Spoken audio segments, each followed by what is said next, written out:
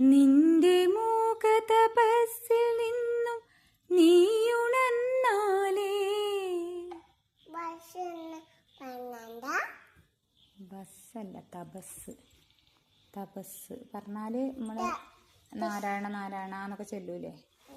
അപ്പോൾ ആ ചെല്ലണത് കുറേ കാലം ചെല്ലണതാണ് തപസ്.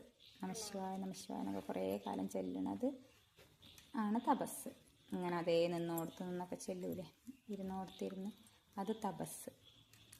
നിന്റെ മൂകതപസ്സിൽ നിന്നും നീയുണർന്നാലേ. മൂകം പറഞ്ഞാല് മിണ്ടാത്ത തപസ്. നമ്മളിങ്ങനെ ഉറക്കെ നാരായണ നാരായണ നമഃശിവായ ഒന്നും ചെല്ലാതെ മിണ്ടാണ്ട ഒരു മനസ്സിലിങ്ങനെ നാരായണ നാരായണ നമഃശിവായ അങ്ങനെ ചെല്ലണത് മൂകം, മിണ്ടാത്ത തപസ്. ഓക്കെ.